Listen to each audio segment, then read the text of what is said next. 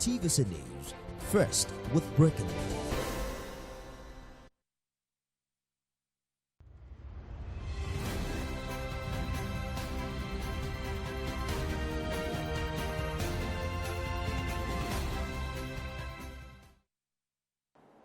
Welcome. This is Marketing Edge on TV, Nigeria's leading initiative in the business of brand management and in the management of brand business. It is a 30-minute awesome package that comprises brand news, brand focus, and industry conversation, all in a mix encompassing thorough and in-depth analysis aimed at promoting the brand idea. I am Oluwabukola Moni. Stay tuned. Marketing Edge on TV, promoting the brand idea. We begin with brand news, where we bring you the latest developments around brands and in the field of marketing and advertising in Nigeria and around the world.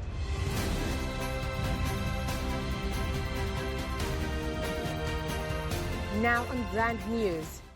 Following the legal action against the Advertising Regulatory Council of Nigeria, ACAN, by the Advertisers Association of Nigeria, ADVAN, under the leadership of its president, Osamede Uwubawen, over what it described as a breach of the constitutional and legal rights of its members. Dr. Olaliko Fadolapo, the Director General of ACAN, has issued a response challenging ADVAN on the attacks over its administration's industry reforms.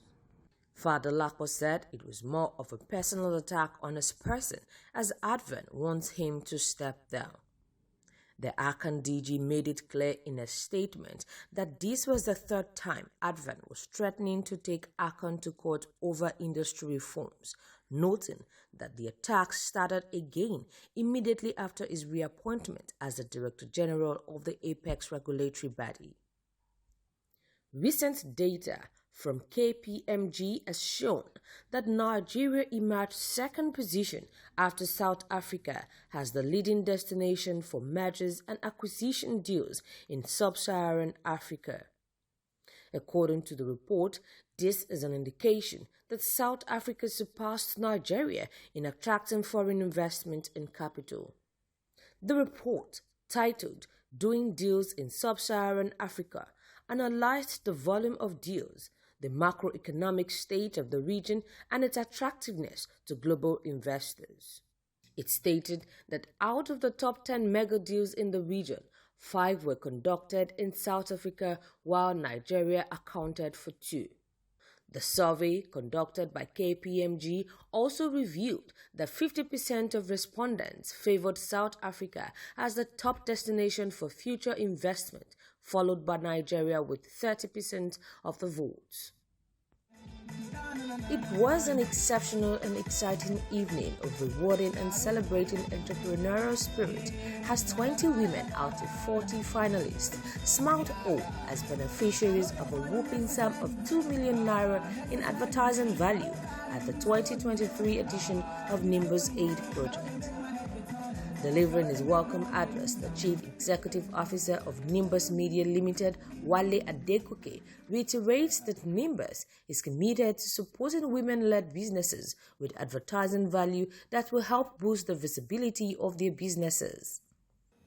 We are each other's greatest allies, and it's within our communities that we find strength and support.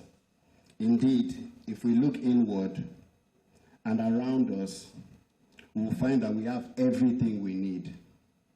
The keynote speaker, Uche Uzoebo, Chief Stakeholder Engagement Officer, SANEF Nigeria, while focusing on the theme, Building Sustainable and Inclusive Business Ecosystem, noted that empowering women-led businesses is a catalyst for economic growth, innovation, and sustainability. As we progress through this journey, remember that each and every one of you, us, me inclusive, has a vital role to play. Whether you're a CEO of a multinational corporation, a small business owner, a governmental official, or an individual passionate about change, your actions matter. You are the architect of the new ecosystem. There was a panel discussion session where innovative thinking businesswomen entrepreneurs gave valuable insights on the theme, enhancing credibility and market expansion for women-led businesses.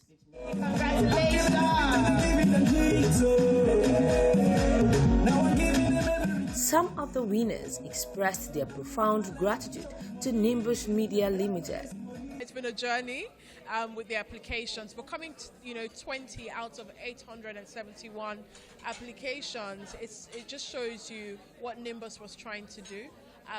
We appreciate them, and we're super grateful for this opportunity. Moments like this shows you the opportunity, telling you that you need to keep going. So this is the right sign. So I want to thank you guys. I know it was a lot of work getting us to this point, but I just want to thank you. Thank you for supporting women in business. It's very critical to the growth of our country and the growth of our continent as a whole. So they have for a whole year to make use of the 2 million naira worth of advertising on Nimbus platform. And then there's also a lot of vibrant PR with yourselves, Marketing Edge, and other partners like Tech Cabal, Tech Point, New Central TV. So this involves storytelling, and these businesses are going to have opportunity to immerse themselves in storytelling, which is actually the backbone of business.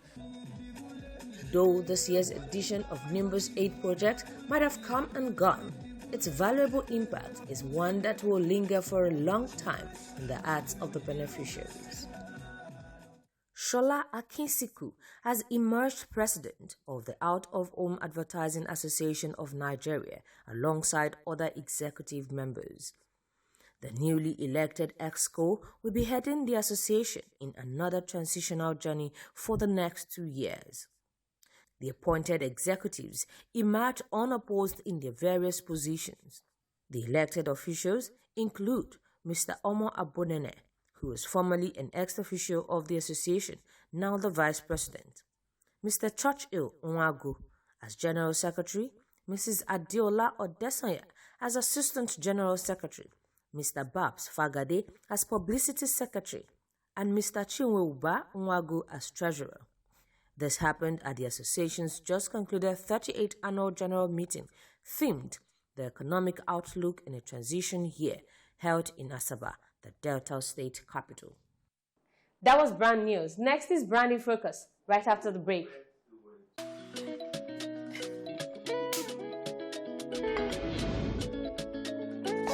Number 1001 reason to love Golden Penny pasta. It is rich in protein. And number 1002, it contains fiber. Number 1003, it tastes great. Mommy, Doesn't it end? No, my darling, it doesn't. So you see, beyond the taste, there are so many reasons for you to love your Golden Penny pasta. Golden Penny Pasta is a great meal for you and your family, giving you a delicious taste with great nutrients. So go ahead, enjoy Golden Penny Pasta and find more reasons to love it. reason 1004. It slopes. Golden Penny Pasta. Great taste, good nutrition. Oh, the only detergent that keeps me bright and fresh. Bana bata lokaci a wurin wanki. Viva mafi inganci. Ito da sakwa hirin na tinyo mere Viva. Chiri Viva. Maswa koko atomo renu do Viva. Viva, oh Viva. Ina some Viva. Opu yuiche Viva. Miro Viva titila. Viva, oh Viva. Ina some Viva. Opu yuiche Viva. Miro Viva titila. Viva, oh Viva. Ina some Viva. Opu yuiche Viva. I love my Viva forever. Marketing Edge on TV, promoting the bright idea.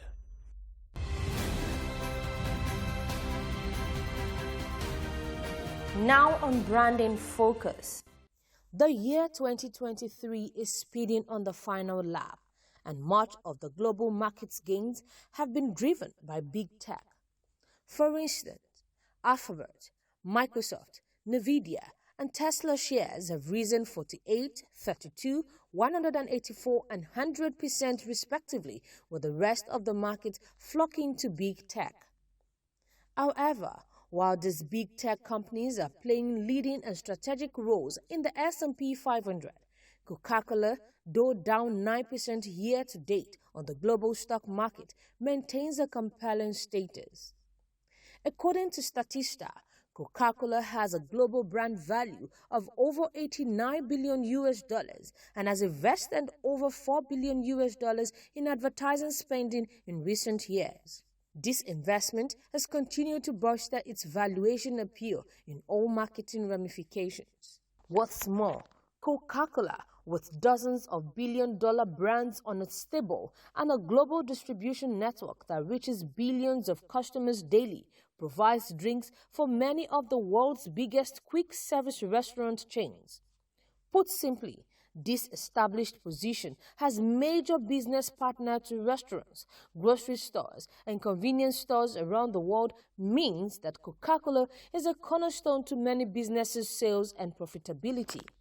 As a result, many businesses around the world depend on Coca-Cola to sell high volumes of high-margin beverages with the unrelenting consistencies their customers demand. In fact, businesses need Coca-Cola virtually in every type of economy. Also, Coca-Cola HBC, a strategic bottling partner of the Coca-Cola Company, bottles and sells beverages exclusively in 29 markets. It also partners with other beverage businesses such as Monster Energy, Adetunji, Brown-Forman, and Campari to sell their products. At the global stock market, Coca-Cola stock is about half as volatile as the overall market. It has a low beta because the market simply has a higher degree of confidence in Coca-Cola's durability compared to many other stocks. So its stock has become a very attractive investment relative to the perceived underlying risk. Coca-Cola's scaled distribution and strong marketing mix, combined with its cornerstone status and low level of volatility compared to the S&P 500, makes it an exceptionally compelling global brand. That was Branding Focus. We move to Industry Conversation, where we have discussions with industry thought leaders who have distinguished themselves in the business of brand management and in the management of brand business.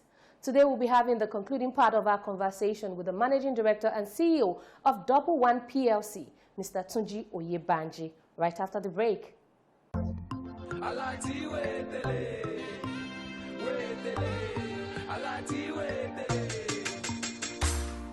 Yes, the Alert 545 promo is here again. Now, even more explosive than ever before. Over 90 million naira to be won. You can't afford to miss this season of excitement. To qualify, fund your account with 5,000 naira. Maintain an average account balance of at least 5,000 naira monthly. Make a minimum of 5 transactions monthly on Alert or *945#. And just like that, you could be 1 million naira richer.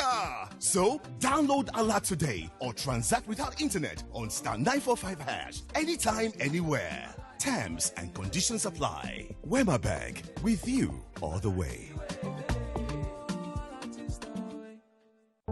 When great minds meet, great ideas inspire and transform a great nation. Yes, wherever you are, National Advertising Conference is back. So, join us. Let's share emerging perspectives on how brand narratives are developing talents, inspiring alternatives, and supporting a more creative economy. Theme: Marketing Communication as an enabler of national transformation. Yes, Abuja will be on standstill from December 6th to 8th, 2023. Venue: International Conference Center, Abuja. Time: 9 a.m. each day. Register at www.nationaladvertisingconference.com. National Advertising Conference 2023. Let's engage marketing communications for national transformation. Turn up, let's turn the nation around. Marketing Edge on TV, promoting the brand idea.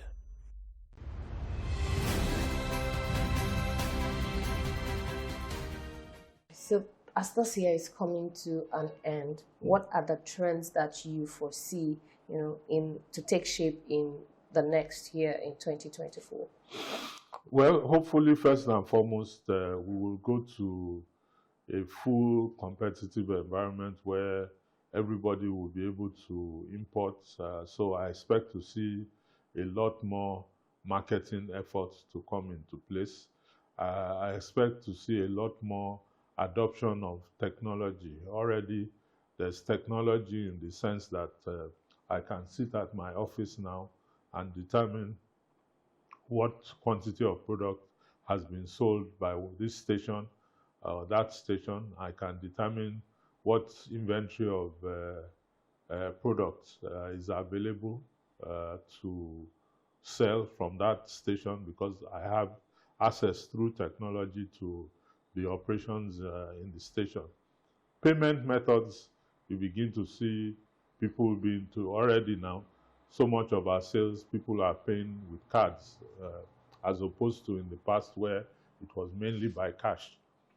So I would say you begin to see a lot more introduction of technology, driven primarily by the need to monitor what is happening at stations, but also to improve efficiency, to improve the customer experience so that customers have it easier to make payments, to even communicate with the brand owners. You know, things like people are developing apps now whereby you can actually complain if you have an issue. So I think many more such developments will come into play in the coming year. Okay, great. So let's talk about e-commerce. I know that you have been in the retailing space for for a long time. Now, how would you assess the growth and emergence of e-commerce? It's, I think, growing by leaps and bounds every day. I think I gave the example of the payment system. When I started, there was only cash payments. There was no other option. Today, you can pay by card, you can pay by electronic vouchers. So that is one of the developments. Also, many years ago, you didn't have things like electronic pumps. Today, you have pumps whereby you can I can actually change the price on the pump just from my office on the computer. The price signs where you see the price, today they are electronic. So again, I can sit in the office and change the price. Before, those things used to be very much manual and all that. So again, even the stations themselves, I remember many years ago, if I wanted to collect data, for instance, I had to drive around and go to all my stations to collect the data. But today, electronically, I can get all that information automatically because the stations are connected through the internet to the head office. So all that is part of the new e-commerce that we have to deal with. So tell us, to what extent would you say that professionals in the sector are leveraging technology? Well, again, like I said, it's a function of the state of the development of technology in the industry. The fact that we have not had a fully competitive industry has made it very difficult for the technology adoption to be, it's slower than it should have been. So those examples I've given already show the extent, but definitely it could have been much more than where we were today if we were in a fully competitive environment. But there's a lot of potential for the future, especially if we go the way of having a fully competitive market. Okay, so how do you think that professionals can ride on the new wave of, data-driven age to thrive, and stay ahead of the curve? Well, it's just about adopting those things in the industry. When you have a situation where you need to do better or compete with, other players in the industry, then the likelihood is that you are going to adopt new techniques and new ways of running the business. So, if I offer my customers a lot of things that makes the buying experience easier, then more people will adopt it, especially younger people these days who are more computer savvy.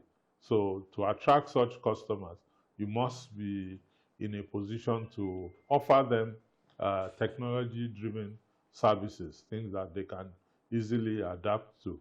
If I'm sure in the next 5-10 years, a company in our industry that doesn't have different payment options or have apps will lose all this younger generation of customers because the old people will disappear. Okay, so earlier you spoke about ESG and the environment. You also talked about climate change. So tell us, what are practitioners doing to encourage zero emissions before 2040? Well, a number of things. Again, the level of adoption in Nigeria is still slow compared with the rest of the world. For instance, many countries of the world have started making use of what I would call low sulfur diesel. This is diesel that when it burns does not pollute the environment as much. Many countries have already adopted a much higher standard, but in Nigeria, even though we've talked about it a lot, we still have not adopted those standards. So definitely that is an area we can look at, because that helps to limit the amount of, negative diesel that is burnt in the country. Another thing we are looking at is what we call vapor recovery systems. I don't know whether you've noticed, but whether you are pouring petrol into a car or you are loading petrol from tanks into a petrol tanker, there are certain vapors that escape. If you stay back, you will see it. Yes. All those things are harmful to the environment because they go into the atmosphere and are part of what destroys the ozone layer. So in many advanced countries today, a lot of effort is put into what they call vapor recovery systems. So what they do is they make sure that none of those fumes goes into the atmosphere. But of course, it requires a lot of investment. And today, if you are operating in a price-controlled environment, there's no way you can recover the cost of investment in those kind of technologies to do that vapor recovery. So what we don't understand, although we as consumers want the petrol price to be as cheap as possible, but one of the implications of that is that new trends, new technologies that can make the whole environment safer and whatever, that cost money, people will not invest in those things because they are not able to recover it at the pump from.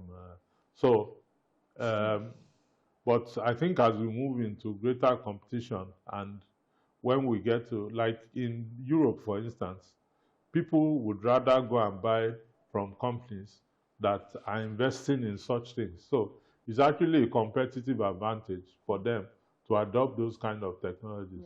Whereas we are in a situation where, please just give me cheap petrol, that is all I'm looking for.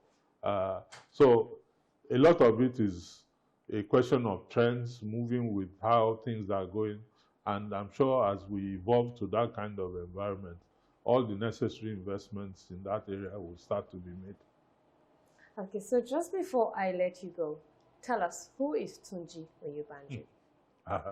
I don't know who I am.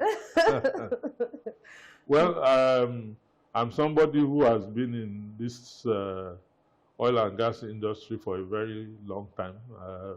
I won't tell you how long, because if I tell you, you will know how old I am. So a lot of my life has been in this area. I've had the opportunity to work in different parts of Africa, in Europe, in the United States. So I've seen a lot of the industry in many parts of the world. I've also had the opportunity to see a lot of changes that have taken place in the industry. I think I have a very deep knowledge of how the industry operates, not only in Nigeria, but globally. I have more or less worked for one organization throughout my career. I'm somebody who also likes to give back to society in terms of various organizations that I belong to. Okay, so tell us, what inspires you as an oil and gas professional? I think more than anything else, it's the need to keep improving, the need to make sure that I can keep to standards and raise those standards to much higher levels. Again, you know, the ability to bring some of the things I've learned from my various opportunities around the world to bear in the industry in Nigeria. And I hope to continue to do that for some more time to come. And just the last question I have for you today. What is your favorite mantra as an expert? Customer is king. Customer is king. And so you have heard it. Customer is king. We have been speaking with the Managing Director and CEO of 101 PLC. That's the much we can take on this episode of Marketing Edge on TV. I am Oluwabukola Omani. Bye for now.